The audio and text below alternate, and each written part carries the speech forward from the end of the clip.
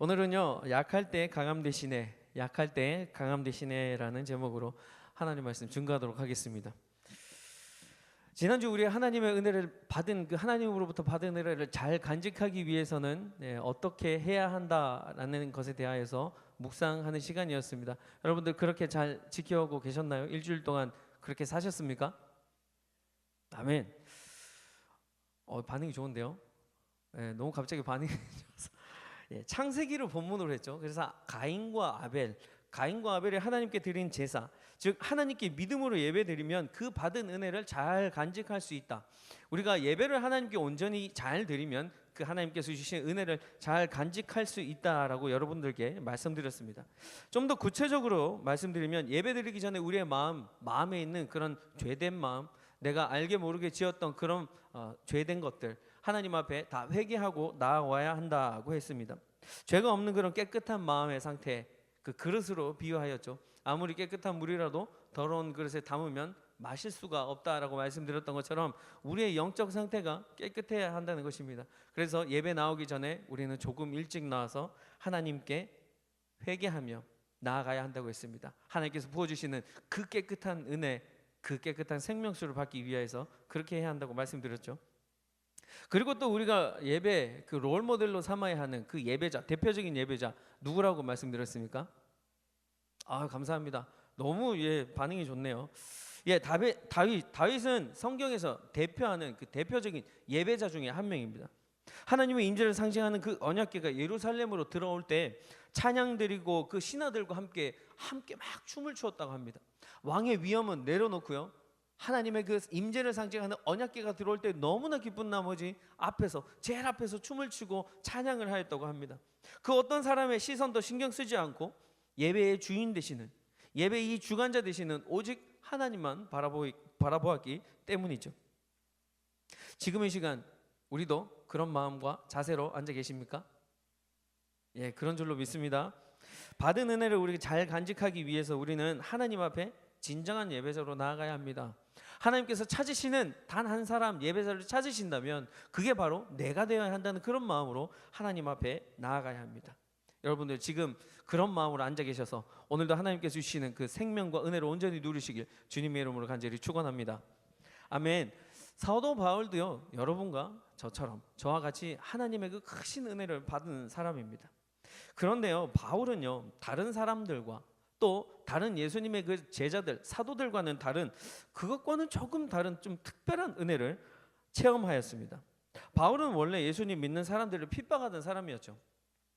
사도행전 9장 1절과 2절에 사울이 주의 제자들에 대하여 여전히 위협과 살기가 등등하여 대제사장에게 가서 다메섹 여러 회당에 가져갈 공문을 청하니 이는 만일 그 도를 따르는 사람을 만나면 남녀를 막론하고 결박하여 예루살렘으로 잡아오려 함이라라고 얘기했습니다. 예수님 믿는 사람들을 잡아들이는 사람이라고요. 대제사장에게 허가를 받아서, 라이센스를 받아서 예수님 믿는 사람들을 그것이 어디든지, 예루살렘으로 먼 곳이든지 아니면 가까운 곳이든지 막론하지 아니하고 가서 그 사람들을 잡아들이는 사람 중에 한 명이었다는 것입니다. 그런데 그런 그가 예수님을 처음 만나게 되었습니다. 다메섹으로 가는 길에서 대제사장에게 공문을 받아 들고 다메섹으로 가는데 이제 내가 예수 믿는 사람들을 잡아오리라 라고 다짐하면서 다메섹으로 그 가는 길에서 예수님을 만나게 되었습니다. 흔치 않은 경험이죠. 사도행전 9장 3절에서 5절까지 사도 바울이 어떻게 만났는지 한번 보겠습니다. 함께 읽죠. 시작. 사울이 길을 가다가 다메섹에 가까이 이르더니 호련히 하늘로부터 빛이 그를 둘러 비추는지라 땅에 엎드려져 들음에 소리가 있어 이르시되 사울아 사울아 내가 어찌하여 나를 박해하느냐 하시거늘 대답하되 주여 누구시니이까 이르시되 나는 네가 박해하는 예수라. 아멘. 하늘로부터의 강력한 빛이 사울의 눈에 갑자기 비추이게 됩니다. 그래서 사도 바울은 순간 시력을 잃게 되죠. 3일 동안 볼 수 없게 됩니다. 그렇게 되자 사도 바울은요, 예수님의 음성에만 온전히 의지하게 되어서 그 예수님의 음성에만 온전히 의지하게 되어서 다메섹으로 가게 되는 것이죠. 눈으로 보지 못하니 온전히 귀로만 듣는 것이죠. 예수님의 음성을 귀로만 듣고 그 말씀에 따라서 그 음성이 인도하는 것에 따라서 순종하게 된다라는 것입니다. 여러분 실제로 앞을 보시지 못하는 분들은요, 일반 사람들과 좀 달리 후각, 즉 냄새 맡는 것, 또 청각, 이 듣는 것에 대해서 다른 사람들보다 조금 더 발달되어 있다고 합니다. 이처럼 사도 바울도 지금 앞을 볼 수 없기 때문에 예수님께서 너는 일어나 다메섹 시내로 들어가라라는 그 말씀을 온전히 들을 수밖에 없었던 것이죠. 예수님의 말씀에 귀를 기울일 수밖에 없었다는 것입니다. 주 안에 사랑하는 우리 YDC 여러분, 우리도 세상 것들 보는 그 눈들을 잠시 감고요, 영적인 귀를 민감하게 열어서 주님의 음성에 좀 민감하게 반응하면 어떨까요? 주님의 음성을 좀 들어보면 어떻겠습니까? 오늘 이 예배 가운데 주님의 음성을 온전히 들으시는 그런 역사가 일어나길 바랍니다. 이렇게 예수님을 구주로 영접하게 된 이제 바울은요, 이 간증을 사도행전에서 3번이나 언급하게 됩니다. 자신이 다메섹으로 가는 그 길 도중에 만난 예수님, 그렇게 되어서 자기가 예수님을 믿게 된 이 간증을 3번이나 얘기하게 되는 것입니다. 사도 바울은 복음을 전하기 위해서 여러 가지 방법을 사용하였습니다. 이처럼 자신이 예수님을 어떻게 만났고 어떻게 믿게 되었는지 이런 간증을 통하여서 복음을 전했다는 것입니다. 유대인들뿐만 아니라 복음을 전혀 들어보지도 못하고 알지 못하는 그런 이방인들에게 나는 예전에 예수님을 믿지 않았던 사람들이다. 너희들과 같이 나도 예전에 예수님을 믿지 않았던 사람입니다. 오히려 나는 예수 믿는 자들을 잡아서 핍박하던 사람들이었다. 그러나 지금 내 모습을 한번 봐라. 이렇게 변한 내 모습을 한번 봐라. 예수 믿는 자들을 핍박하던 예전에 사울에서 이제는 예수님의 복음을 증거하고 다니는 바울이 되지 않았느냐라고 하면서 복음을 제시한다는 것이죠. 어찌 보면 사도 바울이 당시 겪었던 힘들었던 그 일들, 3일 동안 앞을 보지 못하고 답답했던 그 가운데 있었던 그 힘들었던 일들이 나중에는 예수님의 복음을 전하는 그 수단과 방법으로 쓰인다는 것이죠. 여러분도 그런 간증 하나씩 가지고 있으시죠? 그런 간증 하나씩 가지고 있으셔야 합니다. 내가 어떻게 예수님을 만나게 되었는지, 그렇게 하여서 예수님을 믿게 된 이제 내가 다른 사람에게 복음을 전하기 위하여서 그런 간증 하나씩 꺼내서 얘기할 수 있어야 된다라는 것입니다. 그 간증으로 나를 자랑하는 것이 아닌 누구를 자랑하고 누구를 전해야 한다는 그 도구가 돼야 한다고 여러분들께 말씀드렸습니까? 바로 예수 그리스도, 그분 한 분, 그분만 전하는 나의 간증으로 내가 자랑거리가 되는 것이 아니라 예수 그리스도만 전하는 그 간증으로 쓰여야 한다는 것입니다. 오늘 본문에서도 바울의 이 간증의 장면이 나오고 있습니다. 그런데 바울은요, 간증을 시작하기 전에 이렇게 얘기합니다. 부득불 자랑하노니. 말하기는 내가 말을 하는데, 내가 말하기는 어쩔 수 없어서 말을 하긴 하는데, 내가 사실 말하려고 생각은 안 했었는데 어쩔 수 없이 지금 얘기하는 거야 라는 그런 뜻입니다. 부득불 자랑하노니, 한문이라서 좀 어렵습니다. 그래서 내가 어쩔 수 없이 말하기는 해야 돼서 말하기 싫은데 내가 지금 말하는 거다, 이런 의미를 담고 있습니다. 근데 여러분, 사도 바울이 사실일까요? 이 말이 사실일까요? 바울이 진짜 말하기 싫은데 말을 하는 것일까요? 아니죠. 사도 바울은요, 복음을 전하기 위하여서 안달했던 사람입니다.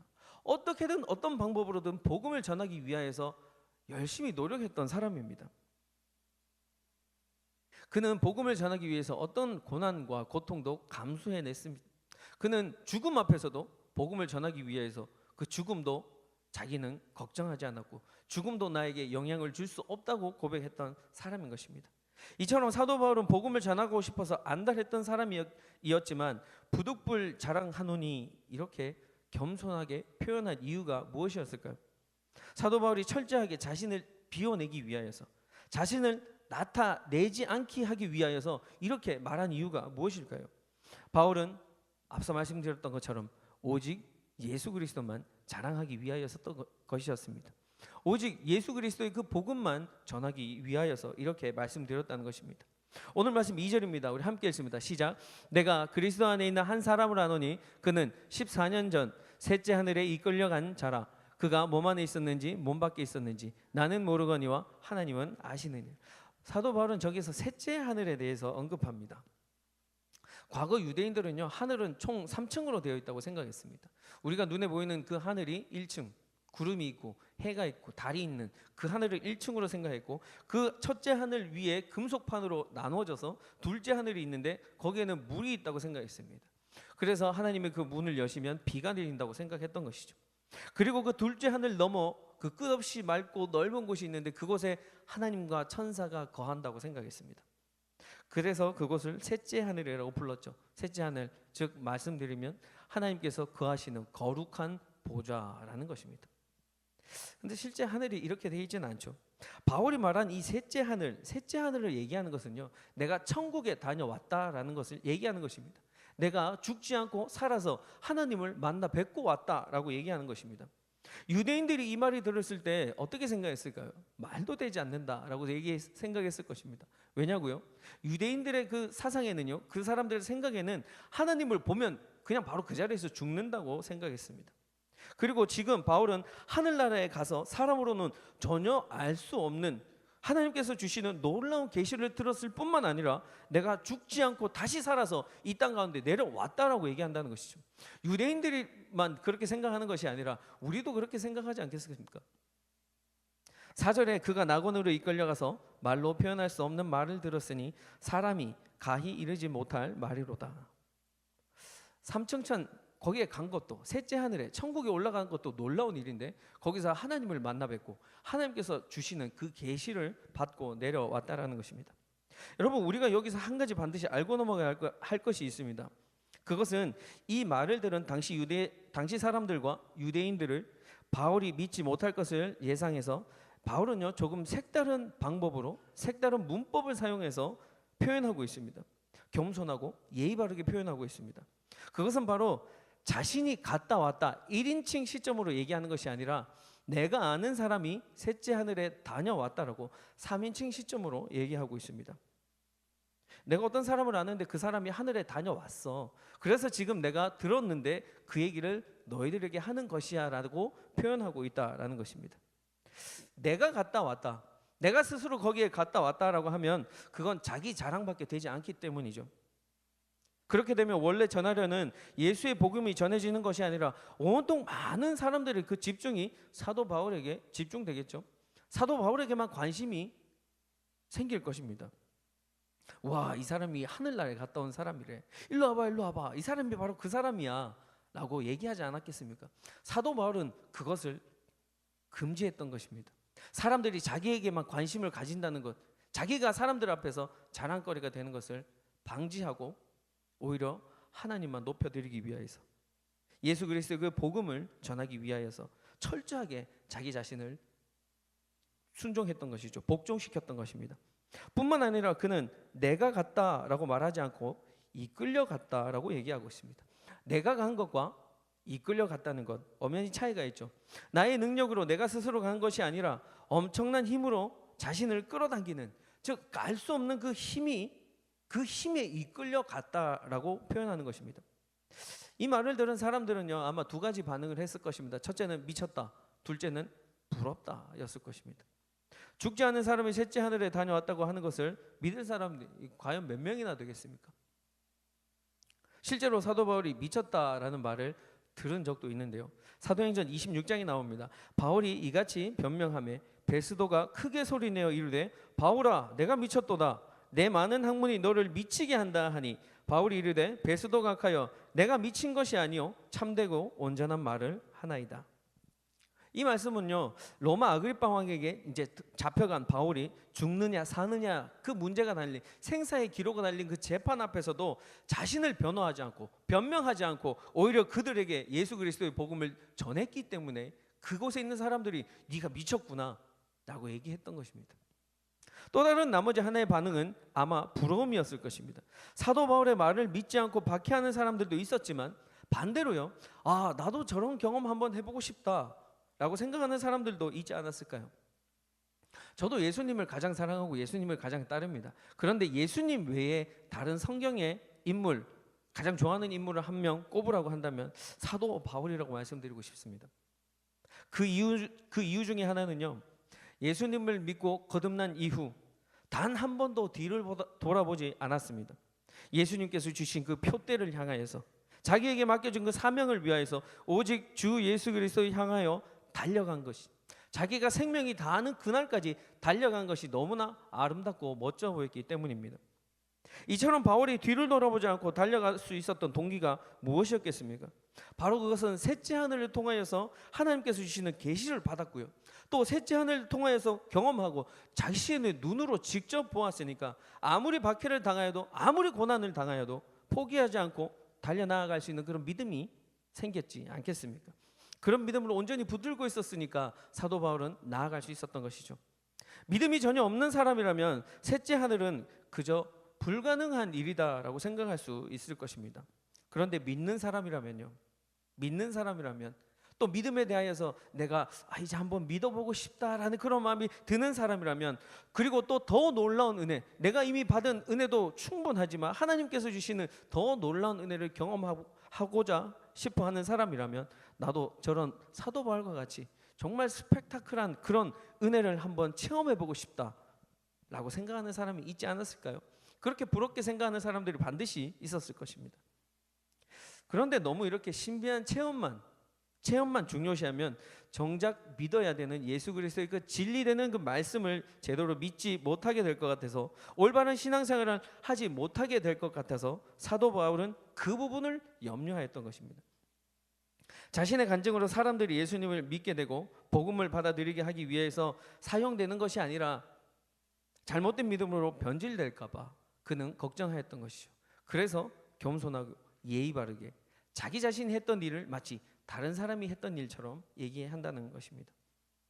그리고 사도 바울은 더 많은 간증이 있었습니다. 하나님께로부터 받은 더 많은 계시와 은혜가 있었음에도 불구하고 그는 자칫 자신으로 말미암아 다른 사람들의 신앙에 좋지 않은 영향을 미치게 될까 봐 말을 아끼겠다고 하는 것입니다. 오늘 말씀 6절입니다. 함께 읽습니다. 시작. 내가 만일 자랑하고자 하여도 어리석은 자가 되지 아니할 것은 내가 참 말을 함이라. 그러나 누가 나를 보는 바와 내게 듣는 바에 지나치게 생각할까 두려워하여 그만두노라. 흔히 세상 사람들은요, 내가 경험했던 일, 나에게 자랑거리가 있다면 그것을 많이 드러내기를 원합니다. 남들보다 뛰어나고 겉으로 훌륭해 보이고 강해 보이는 것들, 그런 것들을 사람들에게 말하고 자랑하는 것을 좋아합니다. 모든 것을 다 내가 계획하고 이거 내가 했다라고 얘기하는 것을 좋아하죠.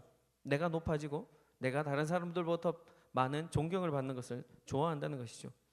그러나 사도 바울은 자신이 존경받을 수 있는 그런 입장임에도 불구하고 오히려 자신이 높아지고자 하는 그런 마음은 내려놓고 꺾어버리고 오히려 예수 그리스도 앞에 자신의 자아를 내려놓고 복종시킵니다. 그런 결과로 자신의 경험을 마치 제3자의 간증처럼 전하며 자신의 간증과 그 신비한 체험으로 인하여 다른 사람들의 믿음 생활에 방해가 되지 않게 하기 위하여서 그저 온전히 예수 그리스도의 그 복음만 온전히 전하기 위하여서 겸손하고 예의 바르게 자제한다는 것입니다. 그럼에도 불구하고요, 사도 바울이 받은 은혜가 너무나 컸기 때문이었을까요?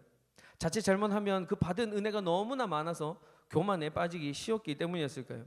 하나님께서는 바울에게 육체의 가시를 허락하십니다. 바울이 고백한 육체의 가시라는 말을 이 헬라어로 해석하면요, 육체에 말뚝이 박혀 있다라는 것입니다. 이 말은 곧 바울의 삶이 영적인 십자가에 못 박혀 있다라는 것을 의미한다는 것이죠. 자신이 높아지고 싶은 마음, 내가 칭찬받고 싶어하는 그런 마음, 그리고 자기 자신을 자랑하고 싶어하는 그 모든 마음들을 내려놓고 나는 날마다 죽노라 라고 고백하며 십자가에 자기 자신을 못 박았던 것입니다. 고린도전서 15장 31절입니다. 시작. 형제들아, 내가 그리스도 예수 우리 주 안에서 가진 바 너희에 대한 나의 자랑을 두고 단언하노니 나는 날마다 죽노라. 나의 자랑을 두고 단언하노니 나는 날마다 죽노라. 나를 자랑하는 것이 아닙니다. 오직 예수 그리스도 그 한 분을 자랑하기 위해였던 것입니다.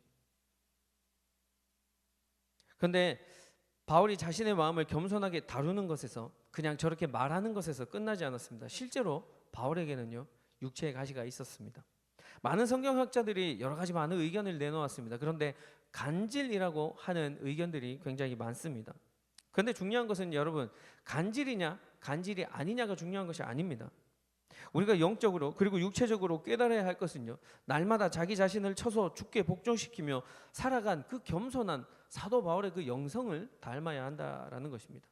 나는 날마다 죽노라라는 그 고백을 매일매일 하였던 바울처럼 우리도 그렇게 겸손하게 살아가야 한다는 것을 말씀드리고자 하는 것입니다. 육체의 가시는 참 힘들었을 것입니다. 육체의 가시를 감당하고 인내하면서 그러기도 그냥 그렇게만 살아가는 것도 힘들었을 텐데 거기에다가 믿음까지 지켜야 한다는 것은 더더욱 힘들었을 것입니다. 여러분, 저는 예전에 통풍이라는 병을 앓았습니다. 가우트라고 하죠. 바람만 살짝 스쳐도 아프다고 통풍이라고 합니다. 통, 아프다라는 뜻이고요. 풍, 바람이라는 뜻입니다. 바람만 불어도요, 하고 바람만 불어도 너무 아프다는 것입니다. 근데 제가 30대 후반 40대가 되기 전에 이렇게 통풍이라는 병을 앓았으니까 제가 너무나 마음이 힘들었었습니다. 하나님, 어떻게 제가 이런 병에 걸릴 수 있습니까? 제가 지금 이 나이에 어떻게 이런 병에 걸릴 수 있단 말입니까? 조금 원망스러웠습니다. 그리고 통풍이라는 병은 완치도 없답니다. 마치 당뇨병과 같다고 합니다. 그리고 정말 못 견디겠는 건요, 너무 아팠습니다. 진짜 아팠습니다. 그런데 엎친 데 덮친 격으로 그 당시 저희 아버지도요, 당뇨의 그 합병증으로 인해서 혈관성 치매를 앓고 계셨습니다. 아픈 아버지를 모시고 제가 트럭으로 새벽마다 일어나서 딜리버리를 했거든요. 제 몸이라도 좀 상하면 그 아픈 아버지를 모시는 게 좀 그래도 좀 그나마 낫겠는데 제 발도 퉁퉁 부어 있고 가만히 있어도 통증은 계속되고, 그리고 당뇨로 인해서 혈관성 치매로 너무나 힘들어하고 계시는 그 아버지를 보살피려고 하니까 너무 힘들었습니다. 마음이 너무 아프더라고요. 그러니까 정말 기도할 힘조차도 나지 않더라고요. 그래도 여러분, 퉁퉁 부어있는 그 발을 붙잡고 하나님께 기도했습니다. 하나님, 너무 힘듭니다. 하나님, 제발 저의 발을 낫게 해주세요. 그리고 아버지도 낫게 해주세요. 정말 이 힘든 시기가 지나갈 수 있도록 하나님 은혜 베풀어 주세요. 이것이 바로 저의 육체적 가시였던 것입니다. 만약 제가 건강했다면 몸이 불편하신 아버지를 모시는 게 조금이라도 수월했을 것입니다. 그러나 저도 아픈 상황에서 편찮으신 아버지를 모시는 것이 결코 쉽지 않았습니다. 그러다가 때로는 나쁜 생각도 했습니다. 그냥 아버지를 요양원에 보내버릴까? 그냥 병원에 맡겨버릴까? 그런 생각도 했었습니다. 그런데 자식된 도리로서 절대 그렇게 못하겠더라고요. 그리고 그 다음날 또 매일매일 새벽에 일어나서 아버지 모시고 쩔뚝쩔뚝 거리면서 그 아픈 발을 잡고 딜리버리 열심히 했습니다. 그리고 저녁마다 신학교 가서 공부했습니다. 근데 시기를 지나고 나니까요, 그때 그 시절을 생각해 보니까 이런 생각이 들었습니다. 지금 나에게 아무리 힘든 일이 생긴다고 하더라도, 아무리 힘든 상황이 내 앞에 닥쳐진다 하더라도 그때만큼 힘들까? 그 어려운 순간에 이겨낼 수 있었던 것은 바로 내가 약할 때 나에게 가장 강한 힘이 되시는 하나님만 붙들었기 때문입니다. 하나님만 의지했기 때문이죠.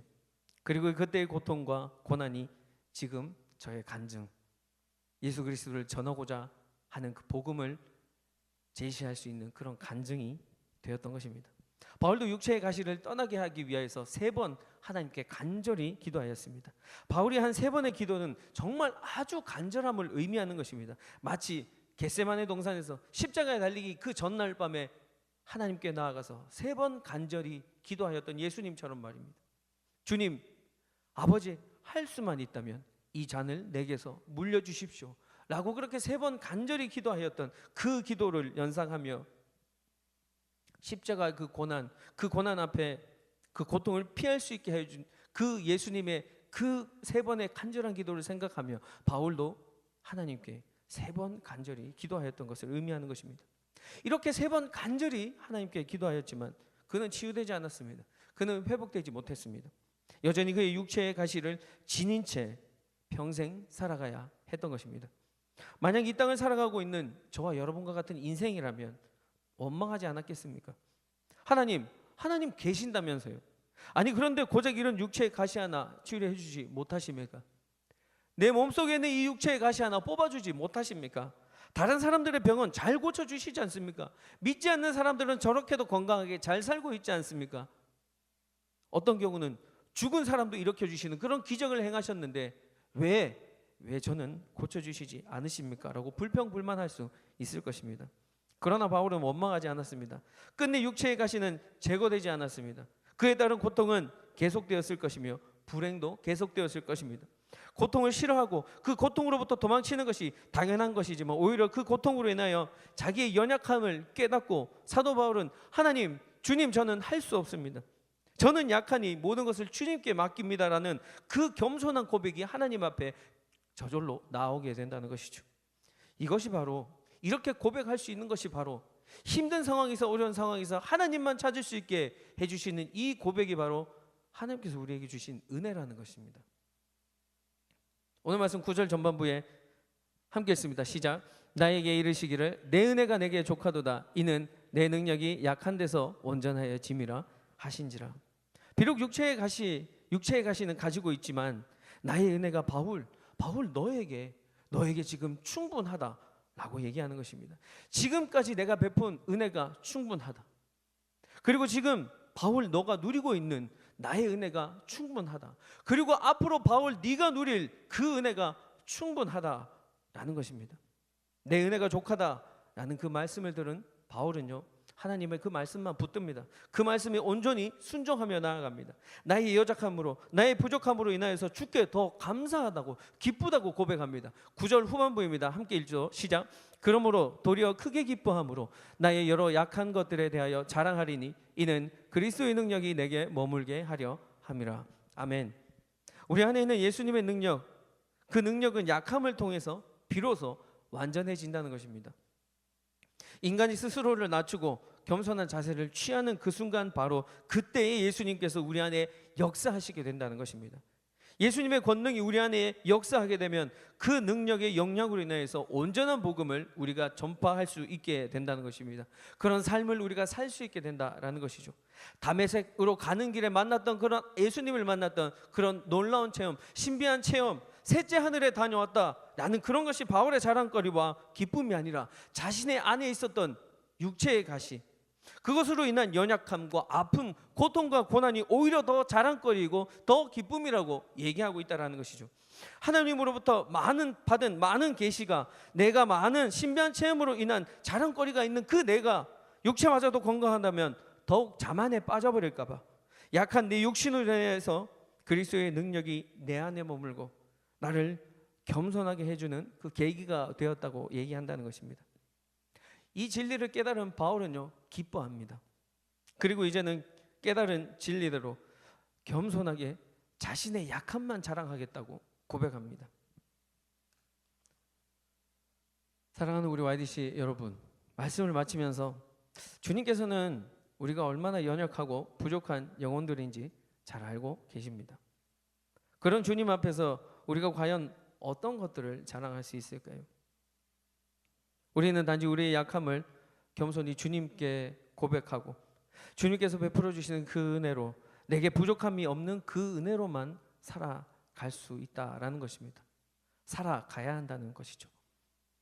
주님이 허락하신 오늘 하루, 그 하루를 겸손히 주님만 사랑하고 우리에게 주신 바 충분한 은혜에 감사하시면서 그것을 온전히 누리면서 잘 간직하시면서 살게 되시길 주님의 이름으로 간절히 축원합니다. 아멘. 우리 함께 기도하시죠. 오늘 우리에게 주신 말씀으로 한번 기도했으면 좋겠습니다. 하나님께서 우리에게 많은 은혜 주셨습니다. 하나님께서 우리에게 귀한 은혜 허락하셨습니다. 내가 가지고 있는 그런 신비한 체험으로, 내가 가지고 있는 남들이 경험해보지 못한 셋째 하늘과 같은, 천국에 다녀온 것과 같은 그런 비교할 만한 그런 감정들로 내가 은혜 받은 것이 아니라 그저 힘없고 연약하고 나의 약함을 인정할 때, 나의 연약함을 인정할 때 비로소 내 안에 계시는 하나님이 강하다, 비로소 나에게 은혜 주신 하나님만 강하시다라는 말씀을 붙들 수 있게 되길 간절히 소망합니다. 오늘 그런 마음으로 주님 앞에 한번 기도했으면 좋겠습니다. 우리에게 주신 그 은혜를 붙들 수 있는 힘은 나의 연약함을 인정하는 것입니다. 내가 자랑하는 것이 아니라, 내가 높아지는 것이 아니라, 내가 교만을 떠는 것이 아니라 오직 예수 그리스도의 그 십자가 앞에 나의 자신을 쳐서 굴복시키고 주님의 말씀에만 본종하는 것입니다라고 우리 함께 주여 부르시고 기도하며 나아가시겠습니다. 주여.